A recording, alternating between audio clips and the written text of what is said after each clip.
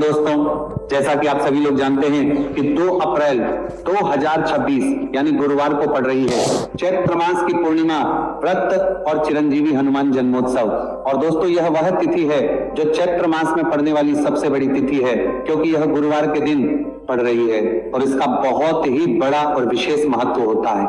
पूज्य गुरु जी ने कहा है कि अगर कभी भी मौका लग जाए और चैत्र महीने की पूर्णिमा तिथि गुरुवार को पड़ जाए तो आप लोगों को 7 चने की दाल वाला उपाय तो अवश्य ही करना चाहिए। इन दोनों का संयोग बहुत ही कम आता है। इसी के साथ में गुरु अपनी शिव पुराण कथा में बताया है कि इस दिन आपको 7 चने की दाल वाला उपाय तो आपको अवश्य ही करना चाहिए, क्योंकि ऐसा दिन पूरे साल में सिर्फ एक ही बार आता है। और दोस्तों, आप सभी लोग जानते हो कि गुरुवार पूर्णिमा तिथि का अगर सबसे बड़ा कोई उपाय है तो वह 7 चने की दाल वाला उपाय है। तो दोस्तों, गुरुवार पूर्णिमा तिथि के दिन आप लोगों को इस 7 चने की दाल वाला उपाय को जरूर करना है। बहुत लोग होंगे जिन लोगों ने इस उपाय को ना किया हो, मतलब पूरा साल निकल गया, उन्होंने किसी भी दिन इस 7 चने की दाल वाला उपाय को ना किया हो। पर दोस्तों, आपके पास एक आखिरी मौका बचा हुआ है, जो कि 2 अप्रैल गुरुवार पूर्णिमा तिथि के दिन है। इस दिन आप लोगों को इस वाले उपाय को जरूर कर लेना है। भले ही आपने पूरे महीने भर इस उपाय को ना किया हो, पर अगर आपने इस चैत्र महीने के गुरुवार पूर्णिमा तिथि के दिन अगर इस वाले उपाय को कर लिया तो आपको इस उपाय को करने का वो फल मिलेगा जिसकी आपने कभी कल्पना भी नहीं करी होगी। इसलिए आप लोग इस वाले उपाय को एक बार जरूर कर लेना है, ताकि आप लोगों के हाथ से यह मौका ना जा सके और आपको इस उपाय को करने का फल मिल सके। दोस्तों, यह उपाय पंडित जी ने अपनी अभी की ही श्री शिव महापुराण की कथा में बताया है जी। इस उपाय को आज हम आपको बहुत अच्छे से समझाने वाले हैं। इस वीडियो को देखने के बाद, इस उपाय को समझने के आपको कोई और वीडियो को देखने की जरूरत नहीं पड़ेगी। तो चलिए दोस्तों, उपाय को शुरू करते हैं। देखिए, यह इस चैत्र महीने के गुरुवार पूर्णिमा तिथि के दिन ये इतना खास होता है, इतना महत्वपूर्ण होता है। देखा गया है कभी कभी बड़े बड़े पूजा पाठ अनुष्ठान से जो मनोकामना पूर्ण नहीं होते, वह चैत्र महीने की गुरुवार पूर्णिमा तिथि के दिन एक छोटे से उपाय करने से ही आपकी मनोकामना पूर्ण हो जाती है। और बहुत सारे ने इस उपाय को किया भी है और उनको इस उपाय को करने का फल भी जरूर मिला है। अगर आप लोग भी इस उपाय को करना चाहते हैं तो आप इस उपाय को पहले अच्छे से समझ लेना, सुन लेना, उसके बाद करना। आपको इस उपाय का फल जरूर मिलेगा और इस उपाय को कर लेने से आपके घर में चाहे किसी भी प्रकार की दुख और समस्या क्यों ना चल रही हो, आपको उसका कारण भी नहीं पता है कि भाई ये समस्या किस कारण से चल रही है, उसका कुछ भी कारण हो सकता है, जैसे पितृदोष हो सकता है या किसी भी तरह का मंगल दोष भी सकता है। तो इस दिन आप लोगों को ये वाला उपाय कर लेना है। ये एक ऐसा उपाय है जिस उपाय को अगर किसी विशेष दिन पर किया जाए तो भाई उस विशेष दिन का जो है वो तो हमें मिलता ही मिलता है, पर हमने उस दिन पर इस उपाय को किया है तो हमें उससे भी बड़ा फल मिलता है और फल बहुत जल्दी मिलता है, क्योंकि आप इस उपाय को बहुत ही बड़े और विशेष दिन पर कर रहे हैं। तो चलिए अब उपाय के बारे में बात करते हैं, लेकिन उससे पहले आप लोगों को यह जानना आवश्यक है कि आखिर ये उपाय किस समय करना है, किसको करना है और कैसे करना है। तो चलिए हम आगे आपको वीडियो में एक एक करके बता देते हैं, लेकिन उससे पहले अगर आप लोग हमारे चैनल पर पहली बार आए हैं या फिर मेरी आवाज आज पहली बार सुन रहे हैं, सब्सक्राइब जरूर कर लेना और इस वीडियो को लाइक करके कमेंट बॉक्स में श्री शिवाय नमस्तुभयम ओम नमः शिवाय जरूर टाइप कर देना। तो दोस्तों, इस 7 चने की वाला उपाय को हमें इस गुरुवार पूर्णिमा तिथि के दिन कैसे करना है, किसको करना है, किस समय करना है और कहां पर करना है, ये सारे सवालों के जवाब आपको इस वीडियो में मिल जाएंगे। और जो ये वीडियो देखेगा भाई, उसको 7 चने की दाल वाला उपाय जरूर गिला करना चाहिए, क्योंकि इस दिन एक चने की दाल का भी बहुत ही बड़ा और विशेष महत्व होता है। और जब बात आ जाए 7 चने की दाल वाला उपाय की, तो ये सोने पे सुहागा वाली बात हो जाती है और ये बहुत ही बड़ा उपाय हो जाता है इस गुरुवार पूर्णिमा तिथि का। तो अब दोस्तों, इस 7 चने की दाल वाला उपाय को आखिर करना किसको है, सबसे पहले हम लोग वो बात जान लेते हैं। तो देखो, घर की जो बड़ी माताएं बहनें होती हैं, उन माताओं बहनों में से कोई भी एक बड़ी माता बहन इस वाले उपाय को कर सकती है। और दोस्तों, अगर आप चाहें तो अपने घर में से सभी सदस्यों को भी इस उपाय को करवा सकते हैं। अगर किसी व्यक्ति की खुद की कोई मनोकामना है, खुद की कोई दुख है जो कि वह अपने लिए ही करना चाहता है, इस वाले उपाय को तो वह खुद अपने लिए भी कर सकता है। बाकी अगर कोई घर में से ऐसा है जो कि अपने पूरे घर परिवार की सुख और शांति के लिए यह वाला उपाय करना चाहता है तो भाई वो भी कर सकता है, उसमें भी कोई दिक्कत वाली बात नहीं है।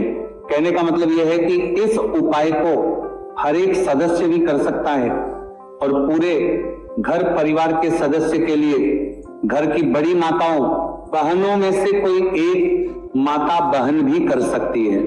माताएं बहनें अगर घर में उपस्थित ना हो या वो उपाय ना कर पा रही हो तो फिर घर का कोई बड़ा सदस्य भी इस 7 चने की दाल वाला उपाय को कर सकता है, चाहे फिर वह पुरुष ही क्यों ना हो, उसमें कोई भी दिक्कत वाली बात नहीं है। उसके बाद में दोस्तों जो अगला प्रश्न निकल कर आता है वही आता इस उपाय को लेकर कि आखिर इस उपाय को हमें किस समय करना है, सुबह के समय करना है कि शाम के समय करना है। तो देखो इस वाले उपाय को आप लोग सुबह के समय भी कर सकते हो और शाम के समय प्रदोष काल में भी करते हो। अब अगर आप पूछो कि भाई सबसे उत्तम समय कौन सा रहेगा इस 7 चने की दाल वाला उपाय को करने का, तो हम आपसे बस यही कहेंगे कि इस उपाय को आप सुबह के समय करेंगे तो ज्यादा बेहतर होगा। बाकी अगर प्रदोष काल शाम के समय भी करेंगे तो भी अच्छा होगा, उसमें कोई भी दिक्कत वाली बात नहीं है। तो अब दोस्तों जो अगली सबसे बड़ी और महत्वपूर्ण बात आती है वो ये आती है कि सुबह अगर हम उपाय को तो हमें कितने बजे से लेकर कितने बजे तक के बीच में करना है, और शाम के समय प्रदोष काल में करेंगे तो हमें कितने बजे से लेकर कितने बजे के बीच में करना है। तो देखो सुबह जितनी जल्दी हो सके आप उपाय को करने की कोशिश करना। बाकी अगर किसी कारणवश लेट भी हो जाओ, थोड़ी देर भी हो जाए, तो 10 या 11 बजे तक भी आप उपाय कर लेना, पर 12 बजे से ज्यादा देरी ना हो, ठीक है, इस बात का ध्यान रखना। उसके बाद दोस्तों अगर शाम के समय प्रदोष काल की बात करें, प्रदोष काल का जो समय होता है वो शाम के 6 बजे से शुरू हो जाता है। मतलब शाम के 6 बजे से लेकर 7 बजे के बीच का जो समय होता है ये समय प्रदोष काल का समय होता है। तो आप इस उपाय को 7 या 8 बजे के बीच में भी कर सकते हो। मतलब शाम के 6 बजे से रात 8 बजे के बीच में आप कभी भी इस वाले उपाय को कर सकते हो, उसमें कोई भी दिक्कत वाली बात नहीं। चलिए जानते हैं उस विशेष उपाय के बारे में। देखिए दोस्तों पूज्य गुरु जी की कथा के अनुसार ही इस उपाय को आपको बहुत ही विस्तार से समझाने का प्रयास करेंगे, लेकिन उससे पहले वीडियो को लाइक करें। देखिए इस वीडियो में हम पूज्य गुरु जी द्वारा बताए गए 3 सबसे अचूक उपायों के बारे में जानेंगे जो आपको सिर्फ और सिर्फ गुरुवार की सप्तमी की तिथि पर ही करने हैं। पूज्य गुरु जी ने बताया है कि जो भी व्यक्ति इन उपायों को कर लेता है उसके जीवन से समस्त परेशानियां दूर हो जाती हैं। तो चलिए जानते हैं गुरुजी द्वारा बताए गए पहले खास उपाय के बारे में। देखिए गुरुजी ने बताए हैं कि गुरुवार के दिन किया जाने वाला यह उपाय सबसे सर्वश्रेष्ठ है। इस उपाय के लिए आपको मात्र 1 लोटा शुद्ध जल लेना है। जल आपको तांबे के पात्र के अंदर लेना है। इसी के साथ में आपको मात्र 1 गुड़ का टुकड़ा लेना है और इसी के साथ में आपको लेनी होगी 7 की दाल। देखिए चने की दाल को लेते समय ध्यान रखना है कि यह खंडित नहीं होनी चाहिए।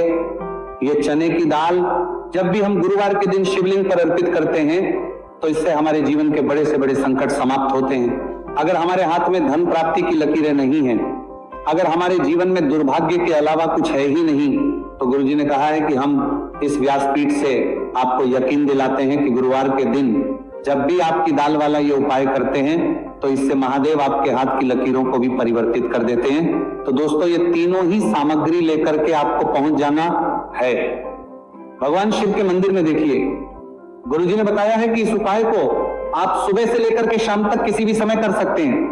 देखिए शिव मंदिर पहुंचने के बाद आप जो एक गुड़ का टुकड़ा लेकर के गए हैं, सबसे पहले तो आपको उसे जल के पात्र के अंदर डाल देना है और आपको महादेव का स्मरण करते हुए ये 1 लोटा जल धीरे धीरे शिवलिंग पर अर्पित करते जाना है। साथ ही साथ आपको श्री शिवाय नमस्तुभयम इस मंत्र का भी जाप करते रहना है। कम से कम 11 बार आपको इस मंत्र का जाप अवश्य करना है। अब दोस्तों आपके पास जो चने की दाल है उन्हें आपको एक एक करके शिवलिंग पर अर्पित करते जाना है। चने की दाल आप एक एक करके भी समर्पित कर सकते हैं और एक साथ भी शिवलिंग पर अर्पित कर सकते हैं। देखिए चने की दाल को समर्पित करने के बाद आपको बृहस्पति शवर महादेव से प्रार्थना कर लेनी है कि हमारे जीवन में जो भी संकट समस्या चल रही है, हम जो भी कार्य करते हैं उसमें हमें बार बार असफलता मिलती है, रुकावटें संकट जीवन में लगातार बने हुए हैं, चारों तरफ से सिर्फ और सिर्फ निराशा ही हाथ लग रही है, तो अपने दुर्भाग्य को दूर करने के आपको बृहस्पति शवर महादेव से प्रार्थना कर लेनी है। पूज्य गुरु जी ने कहा है कि इस गुरुवार के दिन यह चमत्कारी उपाय करके देख लेना और आप स्वयं देखेंगे कि 1 या 2 महीने के अंदर आपके जीवन का जो दुर्भाग्य है वह समाप्त होना प्रारंभ हो जाएगा। अब दोस्तों हम जान लेते हैं दूसरे विशेष और चमत्कारी उपाय के बारे में। देखिए, इस उपाय के लिए आपको मात्र एक तुलसी जी की लकड़ी लेनी होगी। अगर आपके पास पहले से ही तुलसी जी की लकड़ी है तो उसका उपयोग आप कर सकते हैं, और यदि आपके घर में तुलसी जी का पौधा सूखा हुआ है तो वहां से भी आप तुलसी जी की मात्र एक लकड़ी ले सकते हैं। देखिए, इस उपाय के लिए आपको मात्र एक मिट्टी का दीपक लेना है। इसमें आपको शुद्ध घी का प्रयोग करना है और इस दीपक के अंदर आपको ये जो तुलसी जी की लकड़ी है इसे रख देना है। इस लकड़ी को आपको पूरा घी के अंदर डुबो देना है, चारों तरफ अच्छे से घी लगा देना है और आपको इस दीपक के अंदर इस लकड़ी को रख लेना है। देखिए, यदि आपको ऐसा लगता है कि तुलसी जी की जो लकड़ी है वो बहुत ही जल्दी से जल जाती है तो आपको एक कार्य करना है।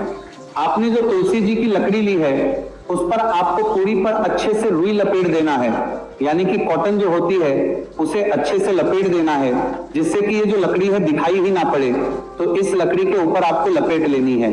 अब इसी लकड़ी के ऊपर जो आपने रुई लपेटी है उस पर आपको अच्छे से घी लगा लेना है और उस दीपक के अंदर आपको इसे डाल देना है। अब देखिए, इस दीपक को आप भगवान विष्णु के वहां पर भी प्रज्वलित कर सकते हैं या फिर भगवान विष्णु के किसी भी स्वरूप के सामने आप इसे प्रज्वलित करते सकते हैं, या फिर आपके घर में जो माता तुलसी जी का पौधा है वहां पर भी इस दीपक को आप प्रज्वलित कर सकते हैं। पूज्य गुरु जी ने कहा है कि जो भी व्यक्ति इस 2 अप्रैल 2026 गुरुवार की पूर्णिमा तिथि पर यह तुलसी जी की लकड़ी का दीपक प्रज्वलित कर देता है तो उसके जीवन में कभी भी धन संपदा की कमी नहीं होती।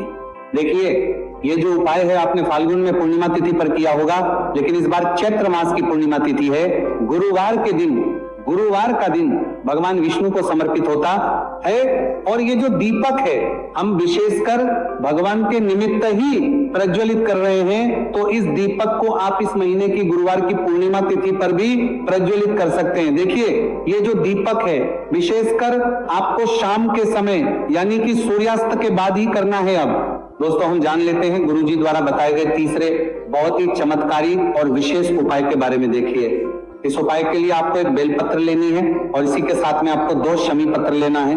देखिए, आप जो बेल लेंगे वो कहीं से भी खंडित नहीं होनी है। बहुत ही चमत्कारी और विशेष को 2 कर्मानी है चाहिए। इस बात का आपको विशेष रूप से ध्यान रखना है। देखिए, मान लीजिए कि यदि आपके पास बेलपत्र नहीं है तो आप भगवान शिव के शिवलिंग पर चढ़ी हुई बेलपत्र को पुनः शुद्ध जल से धो करके उसका उपयोग भी कर सकते हैं। इसी के साथ में आपको मात्र थोड़ा सा लाल चंदन लेना होगा। देखिए, सभी सामग्री लेकर के अब आपको पहुंच जाना होगा भगवान शिव के मंदिर में। देखिए, भगवान शिव के मंदिर में पहुंचने के बाद आपके पास जो एक बेलपत्र है उसकी चिकनी साइड में आपको देखिए, आप सभी को पता है कि बेलपत्र में 3 पत्तियां होती हैं। तो बेलपत्र की जो ऊपर वाली बड़ी पत्ती होती है और नीचे वाली जो 2 छोटी पत्तियां होती हैं उसकी चिकनी साइड पर आपको, यानी कि जो छोटी पत्तियां होती हैं वहां पर आपको एकाएक शमी पत्र जो आप लेकर आए हैं उन्हें छोटी पत्तियों के ऊपर रख देना और इन्हीं शमी पत्र के ऊपर आपको लाल चंदन की एक बिंदी लगा देनी है। अब आपको ये जो बेलपत्र है इसी प्रकार से शिवलिंग पर अर्पित कर देनी है, लेकिन आपको बेलपत्र को समर्पित करते समय गतिमान का नाम लेना है। देखिए, गतिमान जो है वो हनुमान जी के छोटे भाई हैं और पूज्य गुरु जी ने बताया है कि गतिमान का नाम लेकर ही आपको यह उपाय करना है, क्योंकि आपके शरीर के जो भी रोग हैं उन्हें भगवान गतिमान दूर करने वाले इस उपाय को करने के बाद आपकी जो भारी से भारी बीमारी है वह भी भगवान गतिमान की कृपा से दूर होने वाली है। देखिए, बेलपत्र की 2 छोटी पत्तियों पर आपने एक चमी पत्र रखा, उनके ऊपर आपने एक लाल बिंदी लगाई हुई है चंदन की। तो इसी प्रकार से आपको ये बेलपत्र शिवलिंग पर अर्पित कर देना है। भगवान गतिमान का स्मरण करते हुए, गतिमान भगवान का स्मरण करते हुए आपके शरीर में या फिर आपके घर किसी भी सदस्य के शरीर में जो भी रोग हैं उस रोग को दूर करने के लिए आपको भगवान से प्रार्थना कर लेनी है और फिर आपको वापस अपने घर आ जाना है। देखिए, इस उपाय के लिए गुरुजी ने कोई भी निश्चित दिन निश्चित समय नहीं बताया है, तो इस उपाय को आप किसी भी दिन कर सकते हैं।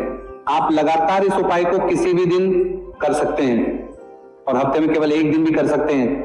गुरुजी ने कहा है कि यदि आपकी सालों पुरानी बीमारी है वह भी भगवान गतिमान की कृपा से दूर हो जाएगी। तो दोस्तों, इस प्रकार से आज के इस वीडियो में हमने आपको गुरुवार की इस पूर्णिमा तिथि पर किए जाने वाले 3 बहुत ही चमत्कारी उपाय बताए हैं, जो भी आपके लिए उचित है, सरल है उसे आप कर सकते हैं। तो दोस्तों, ये थे पूज्य गुरुजी द्वारा बताए गए कुछ बहुत ही खास उपाय। अगर आपको जानकारी अच्छी लगी हो तो वीडियो लाइक करिएगा। मिलते हैं फिर एक नए वीडियो के साथ। श्री शिवाय नमस्तु भयम। पूरे साल भर इस उपाय को ना किया हो, पर अगर आपने इस मार्गशीर्ष महीने में, तो आपको इस उपाय को करने का वो फल मिलेगा जिसकी आपने कभी कल्पना भी नहीं करी होगी। इसीलिए इस हल्दी दीपक वाले उपाय को एक बार जरूर कर लेना, ताकि आप लोगों के हाथ से यह मौका ना जा सके और आपको इस उपाय को करने का फल मिल सके। दोस्तों, ये उपाय पंडित जी ने अपनी अभी की ही शिव महापुराण की कथा में बताया है, जो इस उपाय को आज हम आपको बहुत अच्छे से समझाने वाले हैं। इस वीडियो को देखने के बाद इस उपाय को समझने के लिए आपको कोई और वीडियो को देखने की जरूरत नहीं पड़ेगी। तो दोस्तों, इस उपाय को आपको कैसे करना है, कब करना है, कहां पर करना है और उपाय को करते समय आपको किन किन गलतियों को नहीं करना है और आपको किन किन बातों का ध्यान रखना है, ये सारी जानकारी हम आपको इस वीडियो में देंगे। तो चलिए भक्तों, उपायों को शुरू करते। अगर आप भी चाहते हैं कि महादेव जी का आशीर्वाद आप पर सदैव बना रहे, तो वीडियो को लाइक करें, चैनल को सब्सक्राइब करें और कमेंट बॉक्स में हर हर महादेव जरूर लिखें। तो दोस्तों, यह थे पूज्य गुरुजी द्वारा बताए गए कुछ बहुत ही खास उपाय। अगर आपको जानकारी अच्छी लगी हो तो वीडियो लाइक करिएगा। मिलते हैं। पूरे साल भर इस उपाय को ना किया हो, पर अगर आपने इस मार्गशीर्ष महीने में, तो आपको इस उपाय को करने का वो फल मिलेगा जिसकी आपने कभी कल्पना भी नहीं करी होगी। इसीलिए इस हल्दी दीपक वाले उपाय को एक बार जरूर कर लेना, ताकि आप लोगों के हाथ से यह मौका ना जा सके और आपको इस उपाय को करने का फल मिल सके। दोस्तों, ये उपाय पंडित जी ने अपनी अभी की ही शिव महापुराण की कथा में बताया है, जो इस उपाय को आज हम आपको बहुत अच्छे से समझाने वाले हैं। इस वीडियो को देखने के बाद इस उपाय को समझने के लिए आपको कोई और वीडियो को देखने की जरूरत नहीं पड़ेगी। तो दोस्तों, इस उपाय को आपको कैसे करना है, कब करना है, कहां पर करना है और उपाय को करते समय आपको किन किन गलतियों को नहीं करना है और आपको किन किन बातों का ध्यान रखना है, ये सारी जानकारी हम आपको इस वीडियो में देंगे। तो चलिए भक्तों, उपायों को शुरू करते। अगर आप भी चाहते हैं कि महादेव जी का आशीर्वाद आप पर सदैव बना रहे, तो वीडियो को लाइक करें, चैनल को सब्सक्राइब करें और कमेंट बॉक्स में हर हर महादेव जरूर लिखें। तो दोस्तों, यह थे पूज्य गुरुजी द्वारा बताए गए कुछ बहुत ही खास उपाय। अगर आपको जानकारी अच्छी लगी हो तो वीडियो लाइक करिएगा। मिलते हैं फिर।